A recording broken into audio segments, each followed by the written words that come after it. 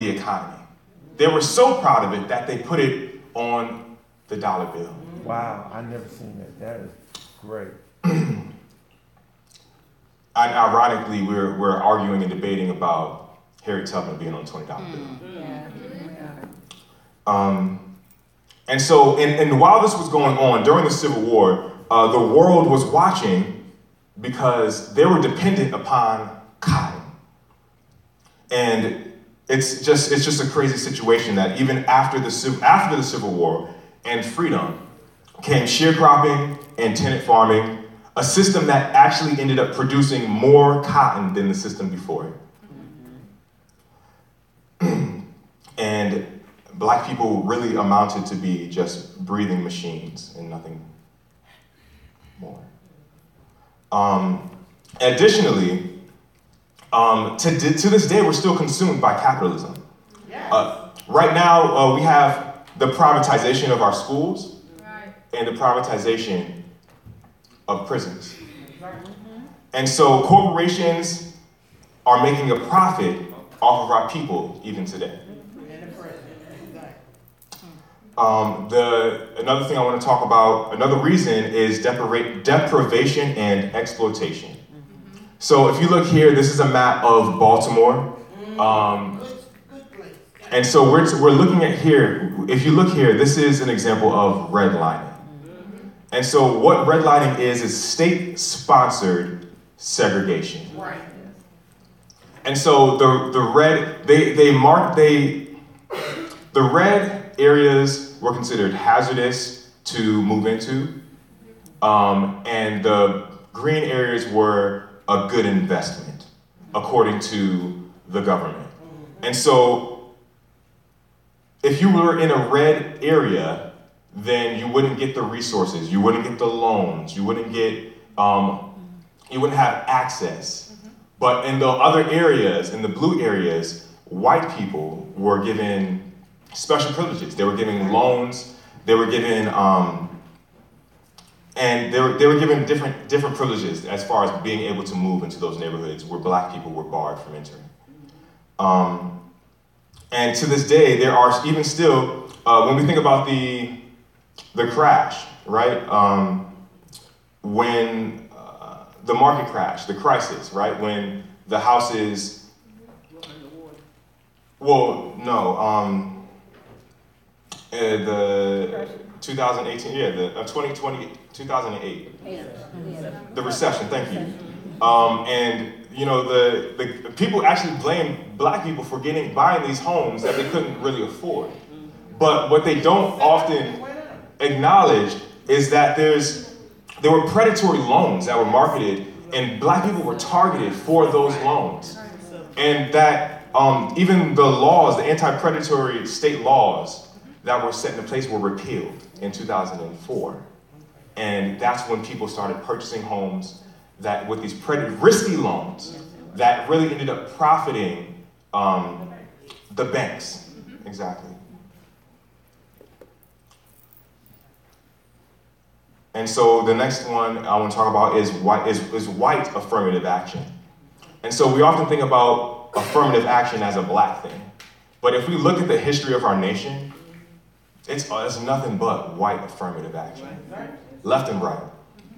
And so for example, during the New Deal, that's FDR, the Public Works Administration as well as the Federal Housing Administration, they created policies that essentially benefited white people.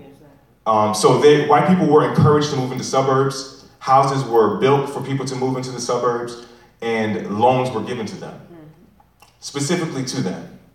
And this was an opportunity for them to build wealth.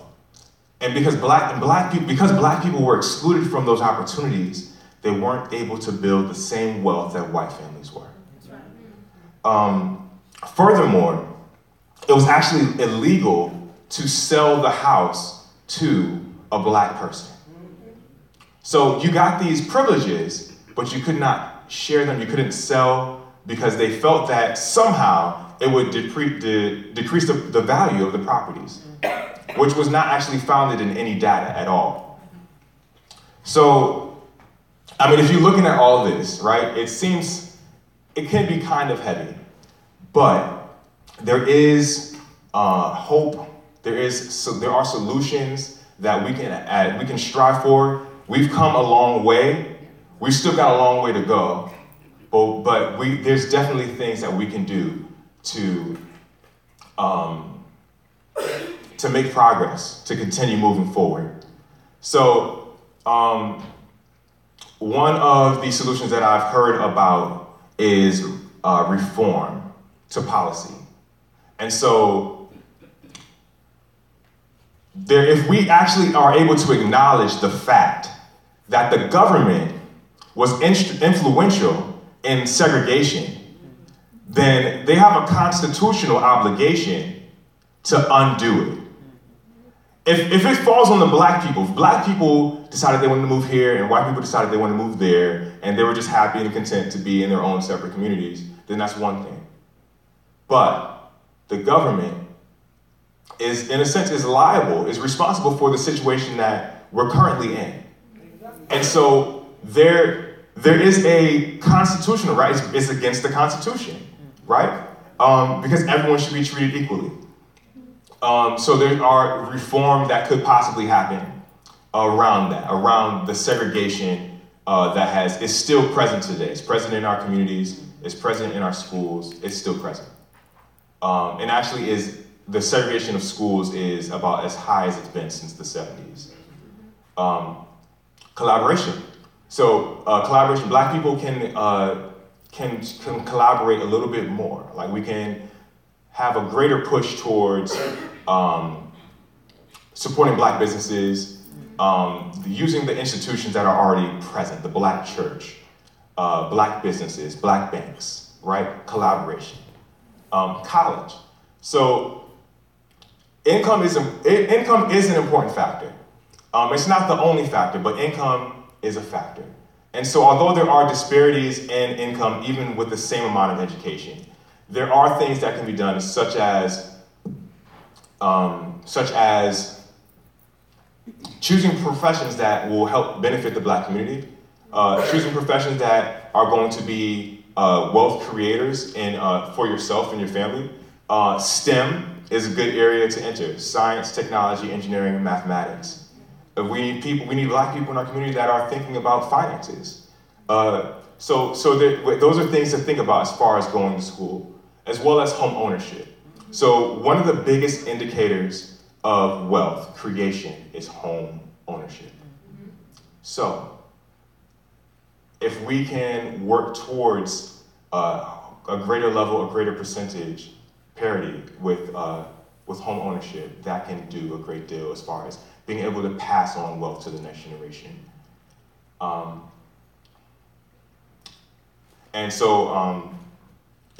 And Martin's going to tell you a little bit more about some things that each individual can do on an individual level to help create wealth in their own lives. Amen. Amen.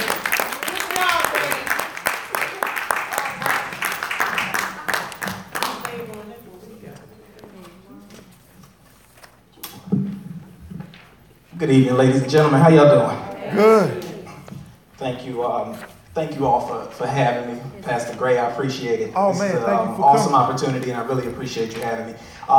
There's some there's some outlines coming around. My beautiful wife's passing it out. She works with me all the time. She does all of the great things for my business and for my life. I'll put it like that. I'll tell you one thing. You want to talk about wealth creation? Get a wife, get a husband. That's a great way to Amen. just increase your life, your livelihood. So I'm going to talk about a couple of different things and in a couple different ways. But first, let me tell you about myself. So my name is Martin Booker. I work for an organization in Washington, D.C. called Capital Area Asset Builders. And we focus on financial education, financial coaching. In a lot of ways, we focus a lot on low-income communities, but also moderate-income communities as well, just continuing to create, teaching individuals how to create wealth. I also started a business with one of my coworkers, one of the smartest guys I know, to do financial advising. We do financial planning and do financial education. So we'll go into schools or we'll go into places and provide presentations to teach about money. But we also do planning on an individual level with families or with individuals as they need it.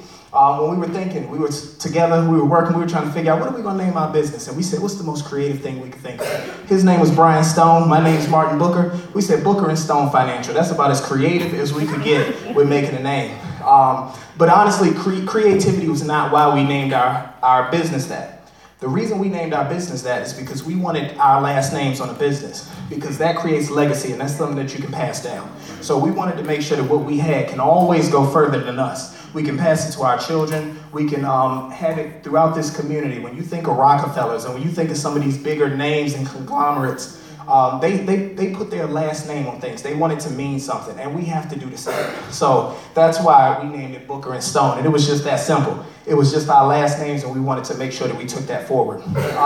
So I'm going to talk about three main things when it comes to wealth and creating wealth. The first one's going to be a little bit of a challenge. It's talking about some of the barriers to creating wealth, some of the very things that we do ourselves that can eliminate wealth creation. Then I'm going to also talk about, after that, I'm going to talk about ways to build wealth. And then I want to also talk about our mindset. And you're going to see, I'm going to spend a lot more time probably talking about barriers and mindset than I will on how to build wealth. Because building wealth is a very easy thing to do. The hardest part in building wealth is us. We have to get out of our own way in most cases when it comes to building wealth. So when we talk about building wealth, one of the first things that eliminates our wealth building is us managing our spending. We have to be in charge of our own spending. So every dollar that we make is not a dollar to spend. And we have to remember that. So as you make money, we have to continue to save, put money away, pay ourselves first. So the first time I ever met with a wealth planner, one of the things I sat with him and I just couldn't wait for him to tell me about all of these ways that I was going to, go buy some artwork and flip it and become a millionaire in 2 years. That's all I wanted to hear. He sat down with me and he told me some very simple things. One of the first ones he said was, when you earn money, the first thing you do is you pay yourself and you save some money. And then you start spending. He said that is the natural order when it comes to wealth building, is you earn, then you save, and then you start to spend. He said, so when you create your budget, you only spend 80% of the income that you bring in. That other 20% is being saved at all times. He said, if you want to be wealthy, starting now, save 20% of your income consistently. That money's going into first my savings accounts, and then we're putting it into other vehicles that's going to help us build wealth. And I'll talk about that a little bit. I'll talk about that in a second. But within that, that's kind of the principle that you keep for the rest of your life. You spend no more than 80, and you save 20% of all the money that you bring in. I got a question. Oh, go ahead. You can take your time. Oh, okay. Okay. So I'm trying to put my numbers in here. So what's the first one? Manage your money. Oh yeah, manage your spending. Yep. So that first one's manage your spending. Yep. So if you follow along, you can write in, and you'll be able to keep this and follow along. And then what was number 3? Oh, the next one. So you're going to spend 80% of your income and you're saving 20. So it's 80% at max. You're spending 80% and you're saving 20% at all times. Okay. Consistently do that over your life. So and it's one of the things that Randy said. So it does not matter what you make. You can make 30,000 or 100,000. If you spend it all, then you've done the exact same thing that we want to stop doing. Yes. I don't mean to interrupt, but no problem. Is it okay to ask a question? Yeah, of course. Jump in. Okay. I understand the principle, okay, but when you don't make enough money to do what you say, right? Like that goes out the window. When you don't do it for years, when you're not able to make enough money for years, when you have kids and you say you're making $5 and you have to spend $5 and a penny to stay alive, it doesn't work out. So you're saying you spend all 5 on necessities? And I don't think you understand, sir. No, I'm asking. You said that. So if you made 5 and you spending all 5 on necessities? You're spending 501. You're spending 501? Yeah. Okay. So and typically, and this will take us a little bit into a completely different. So I do presentations probably every 3 weeks on kind of money management 101. And one of the things that we always talk about is when you create the budget and you see that your expenses are more than your income, or they're right at the income, you can only do one of two things. You got to lower your expenses or increase your income. Those are your only two options. So increasing income, I mean, it's part-time jobs, just side work, finding any able-bodied person in that home that can possibly create some income. They'll go ahead. Like the extent, I don't think you, see, my wife don't like me to express myself like this. But the extent of poverty, you understand, to which I'm talking about, I don't understand. This is all well and good, right? But a person who works to support 5 or 6 kids, that's making that kind of money, $5 and a penny, you know, they're very seldom able to reach that level where you're talking about you can spend and save. It's impossible to do. Not when you're trying to feed people. When you're trying to feed your family and keep a roof over your head, that doesn't come into play at all. And then by the time you get the opportunity to do that, now you have to deal with education of your children. So you're always there, man, on the edge, you know. And this is okay for people who can hold on to that savings and spend and pay themselves first. But some of you can't even do that. Okay. Yep. That's That's a good point. That's a good point. And I will say, so during the day, I work with the individuals I work with. They all make $9 an hour. That's below minimum wage. So every person in the program that I sit with day to day, $9 an hour is what we pay, what they're getting paid while they're in that program. They have children, they have responsibilities, and so I do talk to individuals that are making very little.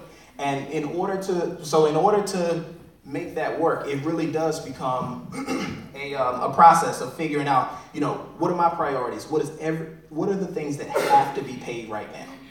And we focus on those first. So it's, you know, if of course, the general necessity is food, a roof over your head.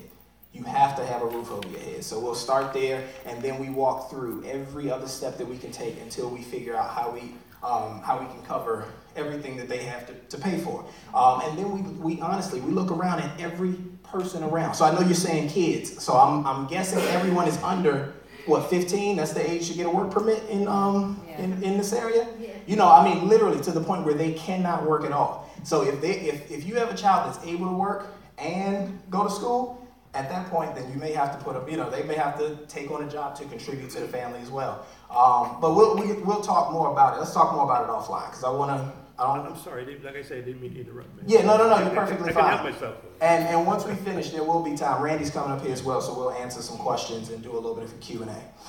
So now, talking about some very general things, I'd be happy to talk with you after to see how we could, you know, lay out some things and just make sure that we scrub everything out of your budget that shouldn't be covered, you know, and figure out how we can make whatever work we can.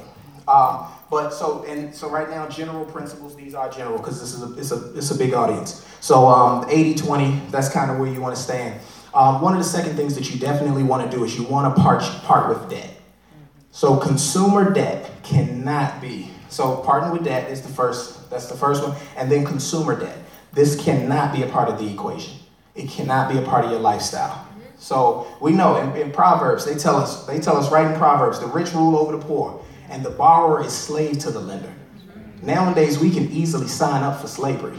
All we have to sign up with Capital One, we sign up for car notes. Those are things that we put on ourselves. So now we've set ourselves up to have to go to work every day. You know, so we set ourselves up to have to pay for these things. A lot of the dreams that we have are being paid into our car notes every day. A lot of the freedom that we want to have in our lives, we pay that into credit card bills every day. So some of us, I'm sure we got some big dreams. We got some businesses that we want to start, but we got to clear out some debt first. And if we clear those things out, it'll allow us to do a lot of great things. So when we think about debt, that's one of the things that any wealthy person will tell you. Debt is not a part of a lifestyle. That does not become a part of what you do every day. And usually when you think about interest, you can only do one of two things with interest. You either pay it or you earn it. And in a second, I'm going to talk about earning interest in a little bit. But that's all you can do. You either grow your money or your money's going to go. So those are your two sides when it comes to interest. So try to remove debt from your life. And if you do have it, first time I met with a wealth builder, one thing he told me was he gave me an order of things to do. First thing he said to do was clear your debt. He told me to clear my debt, then save up my emergency fund, and then start to live consistently in my 80-20 and continue to build my wealth. He didn't want me growing growing wealth accounts before I cleared my debt, because you're pulling away from your wealth if you're paying towards interest. If I'm paying 18% towards a credit card and I only make 13% on my interest-bearing accounts, I didn't really make any money that year. So you do have to clear out those credit cards and pay down car notes as well. Those are two critical things. Third, I want you to be covered, and not just by the blood of Jesus. We want to be covered. When we talk about coverage, we're talking about insurance coverages. So having different types of insurance, that's very important. You want to make sure that you have the different type of coverages that you need for your, just to make sure that you don't fall further in the hole. So usually your coverages, that's keeping you straight so that you don't lose out on wealth building opportunities. So homeowners insurance. If you have a property, you want homeowners insurance, medical insurance. These things are very important to have. Life insurance, short-term and long-term disability. These are things that you definitely want to have, because these types of coverages, when you need them, you want to make sure that they're there. Yes? For life insurance, does it matter whether you have term, permanent, short-term, or whole life? Term or whole life. So to start, I would say make sure you have insurance. So some form, whole or term. Do we know the difference? Term and whole life. So they work in different ways. Term is just like the name says. You can have it for a term, 10 years, 20 years, 30 years. There are some places that'll do up to 45. Once that term ends, your insurance ends. If I'm getting term insurance, I want to make sure that I have things in place for myself so that when that term runs out, I can replace that money. That's the goal. If you have term, and if I have 30 years of term insurance, when that 30 years end, I want to make sure that I have what replaces that insurance in my bank account or in some form of accounts that I have. Whole life. That's just like the name says. You have it for your whole life. So you're going to pay into that policy. Starting, if you got it today, you're going to pay on that policy monthly until you're gone. The one thing that will happen is we all will go, right? Yep. The only thing we don't know is when. So you want to make sure that you have something in place at some point, or right now, because we don't know when. Pastor just talked about a gentleman being just a tragic event that happened here in the city, just right in this city this week. You know, and when that gentleman woke up, he did not expect that to happen that day. His family didn't expect it to happen. And the last thing that we want is to be mourning and trying to figure out, was this person covered? How are we paying for the funeral? So we want to make sure to have some coverage for yourself. Here's another, when it comes to life insurance, we'll talk about home ownership, but life insurance is also one of the few tax-free benefits that goes to the beneficiary when it's given. So if you were to pass away and you have a life insurance policy, the beneficiary does not pay taxes on that money. That's actually so that's money that goes right to that family. And when I talk about mindset, that's what I want to talk about inheritance a little bit. Yes? Can you talk about the different life insurance that you accumulate cash value? So yeah, that's whole life. So the whole life policy, you pay on that for your whole life. So you continue to pay on it. As you pay on it, there's a cash value that's built up within it, and you can borrow from that money while you have the policy. So those are your good. And there's another policy called index policy. It's in this right. Say that again. IUL policy. The IUL Index universal life. IUL. Yeah. So I don't know as much about those policies. Are they whole or term? They're whole. They're whole life. So and they're investing that money into the index while. Yeah, the index within the stock market in terms of investing. So if there's a certain cap, like if the market was to drop, you're going to lose that. You're going to lose on Right, it stays constant, right? So you usually like see like a 3% growth throughout the entire time you have that.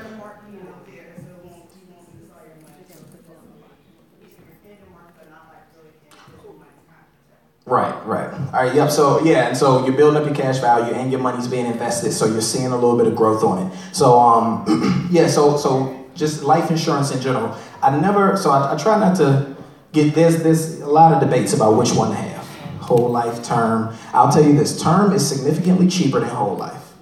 So if you had to get a policy tomorrow and you couldn't really afford to add a lot of bills to your expenses, get a term policy. You typically have 10 years to convert your term policy to whole life if you wanted to do so. So if you needed to get a policy tomorrow, just something, at least $100,000, just to make sure that your children will have money if you were to pass, you could go and grab a term policy and then upgrade later. I mean, well, not upgrade, but transfer it if you wanted to transfer it. So make sure you have coverage, though. That coverage is critical. It's one of those things that will keep you from having issues later. So I have just a quick. I met with a lady one day, and we were working on her credit. I was trying to help her get her credit in order, and we looked at her credit report, and she had a $22,000 car loan that was in collections. And when I asked her about this car, I said, so what happened? She said, well, my insurance lapsed, and then I totaled it before I got to put my insurance back on. So she totaled that car while she had no insurance on it. So now she has a $22,000 bill that she has to take care of at some point because of the lack of insurance. So that's where insurance, $200 a month, if that's what you're paying, that versus $22,000, if something was to happen, I think I personally, I'd take the $200 a month at the moment. So insurance gets expensive, but that's where you budget it out and you make it work within your budget to cover those things. So what do we do tomorrow? What can we focus on? So I want to make sure in this section, and you'll be able to take this home, but in this section, these are just a couple of things that you can always do. One, look at your income. Assess your needs and wants. That's one of the most critical things we can do. And we hear from children all the time, I need those shoes. You don't need those shoes, right? So a lot of times we'll think the things are needs that aren't needs, but look at it. I've broken my budget out into necessities and amenities so that I can always look and I know what's getting cut. If anything happened, one of us stopped working, or if income slowed down, all of these things can go. And I never lock into long-term contracts with things that are wants instead of needs. Because if they have to go, they have to go. So just take a look at that. If you don't have a budget currently, create one.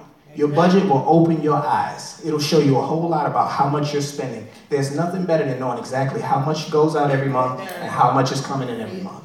There's 3 numbers. I always say there's 3 numbers that we were always told when we were younger, right? You had to know 3 phone numbers. Your house number, your grandma number, and you had to know the number to 911. You had to make sure you always knew those 3. You leave out the house, make sure you know those 3 phone numbers. As an adult, we have to know 3 numbers. Know how much you bring in every month. Know how much you pay out every month. And know the difference. Because that difference is what's going to make the big difference in your life. So make sure that you know those 3 numbers. And then look at, when you lay out that budget, begin to eliminate enough things so that you can live within that 80%. You want to be able to spend no more than 80% of your income. And then so that you can save the rest. Also, look at your coverages. Make sure that see if you have short-term or long-term disability. Because if you were to go out on short-term disability, your long-term disability won't kick in until 6 months. What are you going to do if you don't have that money saved up? So you want to make sure that you have that in place. Short-term, long-term disability, health insurance, make sure that you have these things in place. So analyze your coverages and then get what you still need just to make sure that you're safe. And you have them until you no longer need them.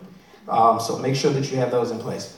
When we talk about building wealth, so now I'll just go a little bit into to ways to increase your income. So one of the first things you want to do, consistently invest in assets. Your assets are going to be the things that that increase in value. So anything that increases in value, you want to be consistently in that space, buying more and more of these things. So when we think about stocks, businesses, property, home ownership, Randy talked about home ownership, that is a big part. That's something that can increase in value beyond when you bought it. So you buy it at one price and then it can go up. They can go down as well, but they typically they'll go up based on the market. And as you're buying assets, one of the things that you want to consistently think about is as assets become cheaper, that's the time to buy. If you've been paying attention to the market at all, the market's been dropping a lot lately. That's like a clearance sale at TJ Maxx for me. That's like a clearance sale at TJ Maxx. I'm ready to go buy some stuff. So that's when you start looking and you say, this is when I buy, because these things are going back up. They will go back up. You want to take advantage of it while it's low. That's why if you're saving 20% consistently, you've put yourself in place to be able to buy things when they go on sale. So prepare yourself for that by consistently saving money. So stocks, businesses, property, those are things that we want to buy. Yes? Say that again? Bitcoin. I'll talk about that. We'll get into that when we do the Q&A. So hold on to that, because we'll talk cryptocurrency in a second. Later. So stocks, businesses, property, we want to make sure that we're just buying things that can consistently grow in value. We want more houses than cars. We want to buy a lot more stock, and we want to have more money in the market than we want to have in just a regular savings account. So we want to make sure that we have money in places where it can consistently grow for us. And when it comes to buying stocks, time, that's important for us. The more time you have, the better. You can consistently buy. It's a timing thing. You do want to catch it when the market is low. But if you just consistently invest over your life, you're going to consistently see growth in your money. And then start small, stay consistent. A lot of people, they'll tell me, oh, yeah, I'm just waiting for my tax return, or I got this money that's going to come in. Once it come in, I'm ready to invest. I say, no, you're ready to invest when you have the money. They always say the best time to invest is when you have the money. Put it into the market and let it consistently work for you. You can start investing with $50. You can start with $100, and then you stay consistent. Make it like a bill in your budget. You lay it out just like a bill. When you get paid, $100 that's going into your brokerage account. And you take that money and you put it in place so that it grows for you. And you make that a consistent thing. And then next, aim for ownership. We want to own businesses. We want to own homes. We want to consistently be owning things, because that opens up streams of income for us. So if I own a home and there's a basement in that home, I can rent that room out, right? So I can make money on my property. I can move back in with my in-laws and rent out the house that I own so that I can just bring in income. So there are ways that you can be flexible when you own the building. When you own the space, you can do things with it. So, home ownership is very important. Buying businesses, even if you aren't an entrepreneur yourself, if you have capital, you can invest in other entrepreneurs. You find somebody who has that fire in them and who's doing the work and who's making money, and you may just have the extra capital that they need to move a little further, and then you start to make money off of what they're doing. That's what we're doing when we're buying stocks. I'm making money on the back of Nike or any other company that I invest in. I put the money in, I get a little bit of ownership in that business, and as they work hard, I make money. And I don't have to do any extra work. I just have to have the income and put it in place. I always say investing should be your second job, and soon enough, it'll be your first. It'll be the one thing that you have to do to live for the rest of your life. And then if you don't own it, you can't pass it down. When we think about legacy and generations, generational wealth, we want to have things that we own so that we can pass them down to our children. We can pass them down to our church. Wherever it is, we want to make sure that we have things that we can pass along for our community. So what can we do tomorrow in this situation? Roth IRAs. I always tell people, if you can't get a Roth IRA, you can open up a Roth IRA with very little money, and it's an individual retirement account, if you're wondering what the IRA stands for. So that's an individual retirement account. The good thing about a Roth IRA is you put the money in after it's been taxed. So you're putting your cash into that account. After 5 years of having that account, the gains that you make on that money is completely tax-free. So you can that's one of the ways to make tax-free income in this country, is with a Roth IRA. So have it, open it, consistently put money into it. Within that account, you can buy stocks, you can buy other forms of stocks like mutual funds and exchange traded funds. There are different funds that you can buy from within that account, but you want to have a Roth IRA. Also open a general investing account. This is where you can also buy stocks and things of that nature. You can open that account up with $100. You open that account up and you start to invest in things that are going to grow for you. You invest in other companies. So those are things that you can start doing. Look into first-time homeowner programs. First-time homeownership programs. They have them in the county. You can go to those programs, even if you don't think you're ready. Go to the program. They tell you what you need to get ready. They'll walk you through these things. That's what the classes are for. They'll walk you through and tell you what you need to get ready for homeownership. And it's better, and they also help with closing costs, down payment costs. A lot of times you go in a first-time homeowners program and you'll end up walking out with just about all the money that you needed to make your down payment in the first place. So definitely go to the class, talk to them. They'll give you the knowledge. Even if you don't think you're ready, they're good to go to start having the conversation, because you do want to own at some point. And even if you own, you can start off very small. Buy something small and have it for yourself. So lastly, I want to talk about mindset. And this is one of the most critical things that when we talk about money, because the way that we view money, that's going to matter a whole lot for how we handle it. So your mindset matters. So keep that in mind. The way that you think about money, the way that you view wealth, those things are going to be very critical for how you operate. So do you see money as a tool to consume? Because if you see it as a tool to consume, when you make more, you buy more. Everything you make, you buy. You spend. So, and that's what happens. You get a raise, you go buy more stuff. That's what happens when you see money as a tool to consume. If you see it as a tool to give, then the more that you make, the more that you continue to serve and help others and give more. Or you can see it as a tool to build wealth. And with that, you take that money and you start to put it in places where it's going to grow. So if you want to consistently build wealth, and in that case, you may take it and give and do other things, but that can, how do you view it? And you think a lot about how you view it. And then why are you building it? You want to make sure that you understand why you build wealth. Your why is what's going to wake you up. It's what's going to help you make the decision when you see that sale at Marshall's, and then you think about putting money into that account. The why is what's going to get you there. And a lot of times we got to know that we're building wealth just simply to pass it down. So some of us, we are far beyond the point where we're going to really build enough wealth for us to enjoy. We may build it just to pass it to our children and create a legacy within our family. And we have to be okay with that. So we have to know, if I create this wealth, my children are going to be okay, and their children are going to be okay. So in some cases, we start now, and we know that what we pass down is going to be for our families. And that wealth, it may take generations to build, but we have to put it in place, and we have to start to set the priorities so that our children understand. And then lastly, what are we modeling? What do we show? What are we showing every day to our children and to anyone else that's watching? So what you do and what you teach, it will be seen and will be replicated, right? So our children, they typically end up doing what we did. You can grow up for years saying, I ain't gonna do it like my father did it. Then you just start doing stuff just like your father did it. Just like your mother did it. You start doing those things and you say, that remind me of my mother. But these things they're seen. You internalize these things. I was doing a class one day, and I just asked about saving. How do we save? One lady, she said, I save. She's a rigorous saver. She does a great job at saving money. And I asked her, well, where'd you learn that? She said, since I was a little girl, my grandfather, every time he gave me allowance, my grandmother would sit me down, divvy it up, and tell me that this is your savings portion, and this is what you have to go spend for the week.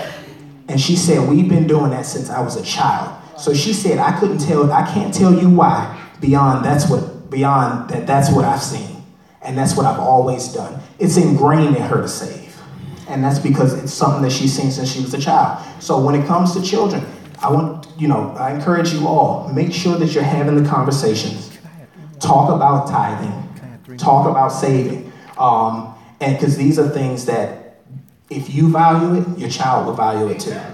If they see you working 2 jobs and you work 2 jobs just to afford the car note, as opposed to consistently tithing and giving, then that's what they're going to value as well, because that's what they watch you do. So children usually take on what the adults do. So, make sure that you have those conversations. And just in closing, when we talk about the inheritance and we talk about generational wealth, there's one statistic I want to share. So 80% of people will typically run through their entire inheritance within 18 months of receiving it. And that's black, white, that's everybody. So, and now, if I built wealth, but I never had conversations with my children about it, then they don't understand it. So now when I pass down that legacy, or I pass down that income that's the legacy money that we've created, they won't know what to do with it because they've never talked about wealth. So we don't want to build wealth quietly. We want to make sure that our children are hearing it, that we model the behavior, and even young nephews, nieces, anybody, we want to make sure that they see and hear and understand what we know. You know, because before, you know, the money conversations, those were adult conversations, right? Don't ask me about money. That's for the adults to talk about. No, it's for all of us to talk about, and we have to talk about it as a family. So thank you, and we got a couple questions already. But Randy, I know you wanted to come up, and we can answer any specific questions that you have. Well, this one lady. I think I missed. You said why are you building wealth? Well, you might be building wealth to simply. Did you say build? Pass it down. Yep, pass it down. Yep, so that's the inheritance and the legacy. I think I have Patrice and then I have you next. Yes. Can you give some examples of how you have eliminated things? Because you talked a lot about looking at what's important and what's not. So in your own personal life or when you're working with clients, can you just talk about conversations you've had with eliminating a car note or eating out or just some simplistic ways of elimination? Yes. So typically once we lay the budget out and we lay it out and we know what's a priority and what's not, right? So we know the necessities, we know what's not a necessity. Now we have to figure out ways to cut anything that's not a necessity. So for me, I look at things like a cable bill. Now you can cut the cord, right? So now they have the Netflix and Hulu and all these other services that will allow you to cut these things out to make it cheaper. Another thing, you know, I just talked to, I'll tell you, millennials, they know some stuff. I was talking about, it was a concept, I thought I was coming up with a new concept, right? I called it group consumerism. So this is the whole idea that we can pay for things as a group, right? So if I wanted a Netflix account and I can allow 5 people to use that account, I should pay $2 each. We should all pay $2 each to have that account. So I threw that out there. Come to find out, everybody in the room, these were all young folks, they was already doing it. So they already share Netflix. They were telling me they were sharing internet, and they were just splitting the bill. You know, so there are ways that you can make these things cheaper if you have to have them. When it comes to eating out, if you consistently eat out, you can pay a lot of money per day eating out, as opposed to packing your lunch. You know, just finding cheaper ways in general to do daily things will help you out a lot. Netflix. What is that? Oh, Starbucks. That one to tear you up. I actually have a coworker, and he did this. We were after his first month of working with us, we had him just lay out his expenses. He looked over all of his accounts. He spent $100 on coffee and candy within a month. Now, I'll tell you, there's something that typically happens when you change. Anytime you make any shifts in your life, you move to a new location of work, or if you move to a new area, a lot of times your expenses will either go up or they may go down. And it's just because your routine changes. When your routine changes, now you may be near more expensive places to eat. So now eating lunch in this area became a whole lot more than it was when you were eating lunch over here. If there's a Starbucks near you, you might just happen to stop in for a few cups. So finding those ways to just pay attention to your daily spending. We're going to have to spend money, so paying attention to how you do it and what you spend it on is critical. Yes, and then yes. Do you ever talk to your clients in terms of the emotional aspects as it relates to money? Because there's no need to try to build wealth if you're sabotaging it because you haven't dealt with a particular behavior. Yeah, so Randy and I was just talking about this before we started. So there's a lot of, I posted something one day, and one of the things I mentioned was for some people, the best financial advice I can give you is to seek therapy. Because for a lot of people, there's a lot of trauma. There's a lot of trauma attached to money for you, or the way that you act out the traumas in your life is through your spending habits. You know, so there's a lot of emotional things connected to how we spend, why we spend, or what we do. For some of us, it's overeating. For some, it's overspending. But in some sense, a lot of times, getting the therapy and seeking the why will help you a whole lot more. So just a quick thing. So my background is actually in social work. So Patrice and Kiana, these are some of my classmates. So I started off, for me, this is all about the helping profession. And one of the ways that I knew that we needed help as a community was through wealth building.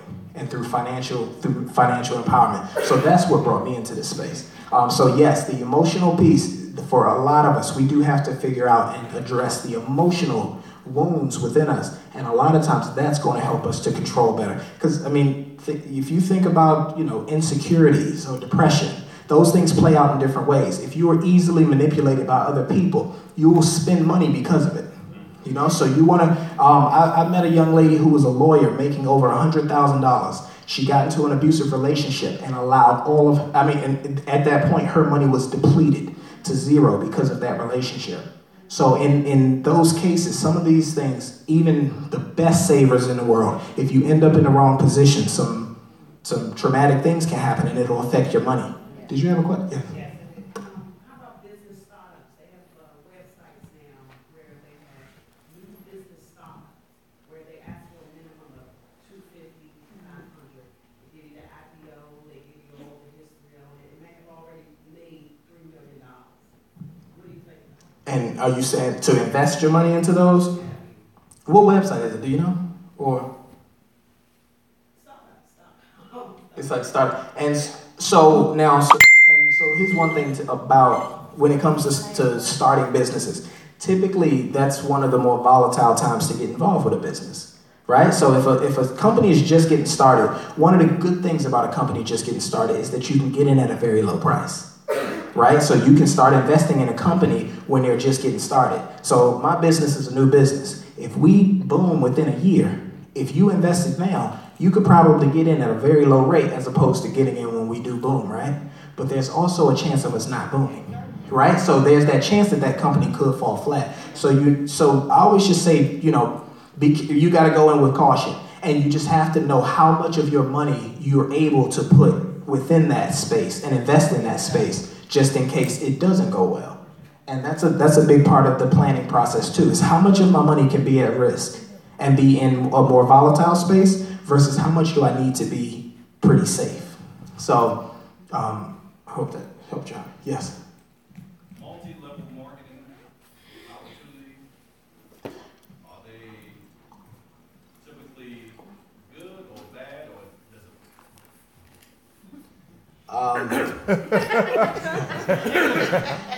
multi-level marketing. All right, so I have a feeling this question is going to come up. Yeah, so I'm going to try to keep my biases aside when it comes to multi-level marketing. Personally, when it comes to creating businesses in our community, I want to see us create our businesses that we can start from the ground up. Multi-level marketing, it's to me you haven't created your own business. You kind of franchised on another business, which in some cases may be helpful, but ultimately you can't set the prices that you make. You can't control the percentages that you get as opposed to what the company gets. So if there's and typically in multi-level marketing, I don't see people start going into businesses that they want to be in. So if I'm passionate about finance and I go join prepaid legal, that's not necessarily my passion. I'm doing that because I wanted more income. And in a lot of cases, I got into that because I needed more income to just cover all of the expenses I have. Not necessarily because I'm passionate about legal services or that I fully understand how these legal services work. I'm just putting it in place so that I can make more money to cover my expenses. So if it's a multi-level marketing business that will propel your personal dreams, then and you couldn't possibly create the business to do it yourself, then consider it. But personally, I'd say go after your dreams, have tunnel vision. During the day, I work in finance. I run my own business in the evening, and I even sit and talk to my friends about finance any chance they get. They ask me about the Super Bowl and tell me that they bet on a game. I'm telling them how they can't write their gambling losses off on their taxes, and how so I make everything about money and about finance because it's tunnel vision for me. So I hope that helped a little bit, but personally, I wouldn't do multi-level marketing. I'm with you. I'm right with you. I'm glad to hear that from the pastor. Let me tell y'all the stuff that I think about when I'm preparing for stuff like this. I was thinking, well, what if the pastor run multi-level marketing, and that's when he's pushing on his parishioners, And so I'm thinking like, then I'm gonna have to speak against the pastor, but I'm glad to hear that you are not, that you are not a fan of multi-level marketing. Can I say something? Yes, please. I mean, I don't need a microphone, but when I was at Evangel, we always sat with a lawyer that talked about what the church needed to stay away from. And the number one thing that they told us is do not involve the parishioners in any multi-level marketing ideas, no matter what they are, no matter how lucrative they could become. Because always, as they explained to us, really in multi-level, if you don't get in on the ground floor, you're not going to really reap the benefits that they bring you in and tell you you're going to make all these. You have to get in literally when it really starts, because multi-level marketing has a lifespan, and it's usually not that long. It'll blow up for a minute and then it'll shrink down. So for us, it was like, if you do that, you automatically lose your job. If you tell any parishioner or involve any parishioner in a multi-level marketing, and they found out and it came back to you, you were automatically fired. So for me, it was like, and then I've heard pastors who've gotten their parishioners involved in it, and then it didn't go well, and people end up, they either gonna sue you or they just gonna leave the church. Yep. So it's just better to let people find out on their own. And I'm with you. I'll tell them, if that's what you want to do, but I won't recommend or use my influence in the church to push that or propagate that. Man, I can appreciate that. And that's one, when you spoke to the personal relationship, a lot of times you'll find someone who's, you're pushing the service on me, and I'm your best friend. But we done dang near ended our friendship because all you want to tell me about is this opportunity. And if I don't join this opportunity, then I'm not supporting you, and now we can't be good friends. And that it becomes this thing of our relationship being damaged because of this service. So multi-level marketing. Personally, I don't do it. I don't endorse it. So I second that. I appreciate that. Right. Another thing, can you give some examples for the younger people in the room, like middle school, high school, of ways that they could save, invest, like even at that level, or even younger than that? Because I think this is an important conversation for them as well. So just any kind of example. They said it's so. They not here today? He said, don't waste. No, I got it. You want to share that information? No, I appreciate that. So a couple of things to think about when you think about, one, on top of just children investing, but the parents preparing for their children's education and things like that. You have, so one of the things you can do is, it's called a UTMA. It's called an UTMA account, Utility Transfer to Minor account. And with that account, you can start investing for a child. That money is actually 50% the child's money and 50% your money that's inside of an UTMA. And you can start investing that money from the time a child's born. So you can open one of those accounts if you wanted a child to start with investing from a very young age. You can also do things like 529 plans or ESAs, educational savings accounts. These are ways that you can put money into accounts that'll go specifically for either K through 12 education or for post-secondary, for college education for your child. You can start these when a child's born. I could actually open a 529 right now with no child and then set a beneficiary for it later. So, and I put that money in, and as long as that money goes towards education, it's being invested into mutual funds and different investments, that money will go to the child, regardless of how much it made. It will go towards the education tax-free.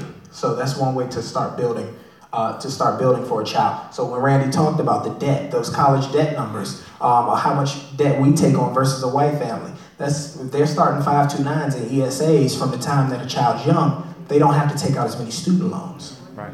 Can I ask a question about that?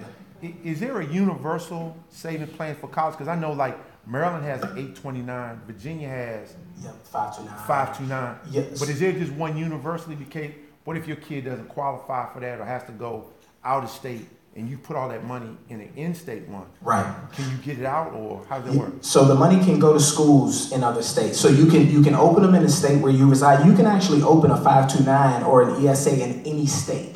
So you're able to open one in any state that you want, and that money, as long as it goes to that child, as long as they're the beneficiary, it goes with them wherever they go. So regardless of the school that they go to, that's where that money is going to go. Another thing, if you made, so now these are some of the things that I get to hear. I'm gonna share with y'all some of the stuff that one of who a guy that I look at as a mentor is my teacher, and he's a wealth planner, and he does this at another level. So he focuses on wealth. On ultra wealthy individuals.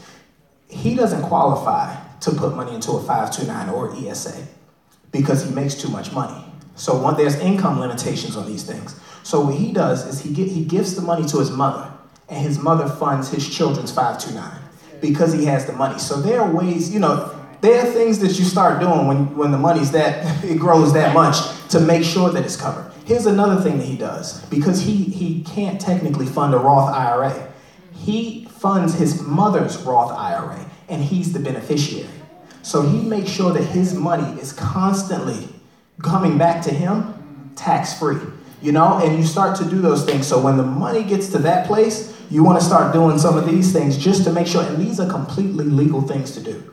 It's just that as a wealth planner, you start to find ways to move your wealth and make sure that you take advantage of the things that even the middle income take advantage of. Yes? Yeah, can you explain the UTMA, utility transfer? To minor account. Yep. So so the UTMA account, it's like a joint investment account. So when you think about like a brokerage account where we're putting money in and investing into different things, that's the same thing that'll happen with an UTMA, except for that money is half of that money belongs to the child that's on that account. What are your thoughts about Annuities? So annuities aren't what they used to be. They're kind of like, to me, annuities and CDs. Those are two things that were heavily pushed years ago, and we were always told, put your money in a CD or put your money into annuities because you get payouts later. But they don't grow as much as some of the other accounts that we can use. So when we think about mutual funds and ETFs or buying stocks directly, those on average have about a 7 to 10% growth rate. Whereas something like a CD, you may get like 2% growth within a year. An annuity, there's some growth there, but it's not as good as what I've seen with mutual funds or like an ETF, which is an exchange traded fund, which those are like buying into mutual funds, but buying in at cheaper rates. So that's where we can spend like $100 a month and buy into the stock market through the form of an ETF as opposed to a mutual fund. And that's to do it easier. Yes? And then I was going to ask also in terms of, if you use like the savings app like Robinhood, Acorns, Capital, and all the, yep. So I actually use Acorns, and I like Acorns, so I like it a lot. So, and here's why I use it. I use it, so with Acorns, this is an app where you put the money in, you invest your money, or they can round up your change. Everyone had a bank account that they keep the change, where they take your change and move it into your savings account. So Robinhood is the investment form of that. They can take your change and move it into investments, and they can invest that money for you.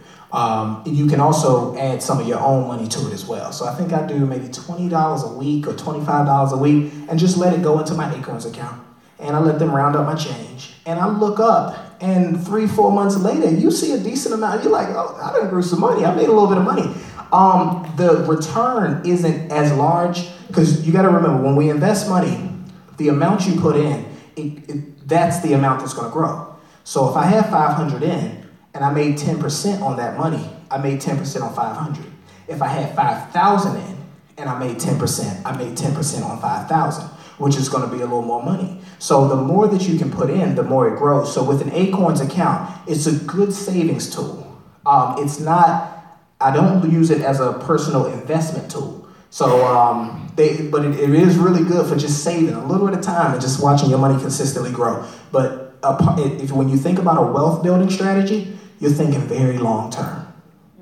So typically if I'm buying stocks or buying any form of an investment, they always say give yourself at least 5 years. You don't want to put it in and touch it within a year, or you're thinking at least 5 years out, and longer than that if you ask me. But you put that money in, you're consistently putting it in, and you want to just see it grow consistently over time. So with that mindset piece, I'll say when I first started investing, I bought my first stock at 18. I had no clue what I was doing at 18. So I pulled that stock back out before it truly grew to where it could be. But that was a mindset thing. So I was just making okay money, and I decided to invest some. Had no clue what I was really doing. So the moment the market dropped, I went and took my money out. That's the complete opposite of what you do anytime you invest money. You want to buy low and sell high. So if your money ever drops in a market, you leave it there. You just step back and you just watch it. Now, you don't watch it, actually, because that's what caused me to sell it. I kept looking at it every day, and I'm like, oh, hold on, it's dropped some more, and it makes you nervous. It plays on your emotion, and then you go take it out while it's down. That's the complete opposite of what you do when you buy stocks. So you have to wait, hold out, just watch it grow. 10 years later, that money will be way more than you thought it would be. Do you recommend I'm sorry. No, you and then she's there. She's there. No, you and then she's there. Do you recommend to your clients to invest using their homeowner's equity? No. You said your home equity to invest money? No, I've never recommended that to anyone, and I don't think that I would. It's the first time I've heard that question or even heard that concept. So only because the money sits there and it's idle, it doesn't earn any interest at all. And so you're only going to look at obtaining that money when you sell, right. Or your children will get it if you die and they sell. So in understanding the concept of investments, it would make sense to pull it out, invest it, pay back on it. Is the home paid off? Not necessarily. So Say you got a house for $500,000, you paid off $300,000, you're sitting on $2,000. It just makes sense to pull some out, invest.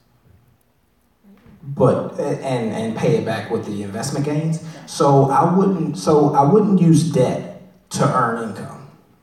You know, so I would use money that's my money. By property, and so typically, and here's something to think about. Typically, the property you own is kind of, in some ways, it's a liability. It's a liability. Because you live in that property, so you're not making money on that property until you sell it, as you mentioned. If you were to take that money out and borrow against it, put it into the market. If you just happen to have a time like 2008 when things went a little crazy, you've just kind of lost some of your security. That's only if your house is upside down. Mm-hmm. Well, but if the value, let's say value drops, recession happens, depending on where you work. Let's say you were to lose a job or anything like that. You've just kind of set yourself in a position where the money you borrowed, now you may not be able to pay it back. So I'd be a little worried about doing it. I'd more so invest money that I've grown or money that I've made. If you have some other investments, like if I bought an extra building or an extra property and I'm making money off of that property, I'd invest that money. I wouldn't use debt to invest, because investments, we got to remember, investments don't always go the way we want them to. Mm-hmm. So if I use the sure shot that I have to invest in something that's not for sure, it could be a little dangerous. We're gonna make this the last question. Oh, okay. I do have a question for you, Martin, but it's also for Randy. So I guess I'm gonna refer to what Pastor was teaching on. It was last week about generational wealth. Mm-hmm. And so if you look historically from that perspective, there's a lot of generational wealth that could have been passed down from generation to generation in communities of color, specifically in African Americans. But unfortunately, it was killed off. So if you look at Tulsa, Oklahoma in 1921, also known as Black Wall Street, that was an issue because you had wealthy entrepreneurs within that town. It was actually split on one side. So you had the whites on one side and you had the blacks on the other. You had bank owners, you had people, wealthy people within the African American community. And that's just one example. But unfortunately, they were killed. And I'm saying that just like that to be blunt for a reason, because there's a lot of wealth generationally. You also have this kind of, it's the way we're socialized too, because this is like the first time I've heard it in simple terms. A lot of times it's like above your head. And so you can be an intelligent person but not understand financially how to invest your wealth and all of that. So I just want to have if you can share some practical examples from your own life or some of your clients' life to help us, as we're working and building, and working towards whatever goals that we have, not just financially, but also I think for the kingdom of God, it's important to invest in the kingdom. So that's some of the things that the Lord has been sharing with me, that you have to invest, yes, in your family and yourself, but also in the kingdom of God. Because Matthew 6:33 says, seek ye first the kingdom of God, and all his righteousness, and all these things shall be added unto you. So there's things that we have to do, in addition to tithes and offering, giving and serving and helping others, as you mentioned. So how can we do that practically? I know you're saying it's for Randy. Did you have, or either one? Either one. Okay. So practically, so you're saying how do we practically, so I just gave a little historical. And I love it. No, people in the room. So what I'm saying is we're socialized differently. We don't always hear this. It's the first time I've heard this, and I've been in college and everything. Yeah. I haven't heard it like this in simple terms. I've heard it, but it's not been specific. So how can we do this practically? As a young person, that sounds great, but if you have bills, you have all, like the gentleman said, practically you don't always look from a wealthy mindset or from you sometimes have a poverty mentality, in other words. That's the direct opposite or the antithesis of how we should think as a believer. So can you share some practical examples to help us? Sure. So one of the, and I'll say, like, even for me, like let me not act like I just been on this wealth journey my whole life, right? And just creating all of these things or just consistently investing all my life. These are things that I've had to surround myself in true community of people. It's just like when you start that Christian walk, right? You have to be around people who are consistently doing that, like-minded individuals, in order to build and be better. I am a part of multiple groups that just talk about financial independence. There's a whole community of people, they go by the term FIRE, F-I-R-E. That's financially independent, retiring early. The whole plan for most of these people are to retire by at least 40 years old. Yeah. These communities are real communities, and you get into these communities and you ask every question that you could ever think of, and you have people who've done it or who are currently doing it who will tell you how to build these things, how to move further with these in these ways. Can I ask you a question? Yes. Is FIRE just F-I-R-E or is it F-I? Oh, yes. F period, I period, R period, E period. So financially independent, retiring early. Is that how you would look it up? Yes, if you typed in FIRE in that way, it will pop up. The short version is FI, which is financially independent. A lot of people will just say, we're looking to live a FI lifestyle. So financially independent, meaning no debt, paying off homes within 5 to 10 years, like literally doing these things, and like you have encouragement, motivation. We only track net worth in these communities. So Randy mentioned, he said net worth that's the indicator of wealth. It's not how many houses, how many cars, it's net worth. You consistently can track your net worth, which is what you own minus what you owe. And you want to consistently lower what you owe so that your net worth continues to go up. So, and we track that. One of the things that I use is an app called Personal Capital. And it's the app, that's the biggest thing on the app is your net worth. You put in every account you have and they consistently track it for you. The moment you hit 100,000, they'll give you a call. So, it's like things like that. But so doing, staying in these communities is one critical thing that I do. I always giving is a big part of when you talk to anybody of wealth. We're doing a series on wealth as well. It's awesome that during Black History Month, I'm hearing of so many churches and spaces where wealth is the conversation.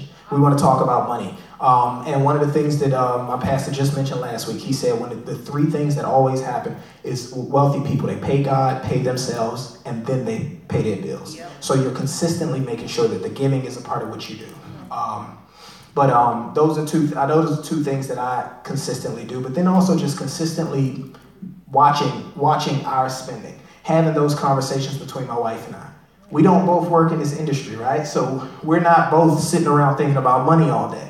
So when it comes to having those conversations, we've implemented just some Friday money meetings where we just sit down and talk about what are we doing? Where are we headed? We have this much stuff coming up over the next few weeks. What does that look like for our budget? How do we cover these things? Or what's going to happen? What are we going to invest in next? But having these conversations consistently, that's an important thing to do, and to just think very far ahead. So when any purchase you're about to make, anywhere that you're about to move, any new job opportunity, these are things that can be calculated. And so taking advantage of sitting down and planning for these things, that's very important when it comes to your money. And then there's a lot of books, a lot of resources that I read. So Personal Capital, that's one of the apps that I use. There's a book, The Richest Man in Babylon. It's a phenomenal book when it comes to talking about, and just very, very practical money application. This isn't an over-the-head conversation when you're reading The Richest Man in Babylon. Very simple stuff, like telling you to put away 10% of your income nonstop. So they say things like that in the book that make it really simple for you. Dave Ramsey. Oh yeah, I like Dave Ramsey. Big Dave Ramsey fan, and he is on, he's on fire for paying off debt because he understands how much debt consumes communities, right? So debt really does become something that can take us out when it comes to really moving forward, right? Like paying this is something I always tell people to do. Add up the monthly, your minimum monthly amounts that you pay for all your credit cards and all your debt, and just look at that number. Once you clear that debt, that number is yours. That's your money that's back in your account the moment you clear out that debt. Credit cards, the interest rates on those things are so high. That takes away so much of our wealth potential. So clearing those things out, like, we have to be relentless about that. And so you can build your credit. Have good credit, but don't rely on it to live. Credit cannot be something that you rely on. If you're paying all of your bills every month and then continuing your lifestyle on a credit card, you spend way too much money. So you have to bring some down. Yeah, thanks. I think that's it. Kiana, we can talk after. And anybody else, just real quick, on that pamphlet, you do have my information at the bottom. My email address is on there. My Instagram is on there. I use my Instagram to just post about money. That's all I talk about on Instagram is money. So feel free to look at it. If you have more questions, email me right after. We can talk as well. I'll be glad to talk more. Thanks for having me again. Appreciate it. Amen. Everybody give it up for Martin Booker. Amen. Praise the Lord.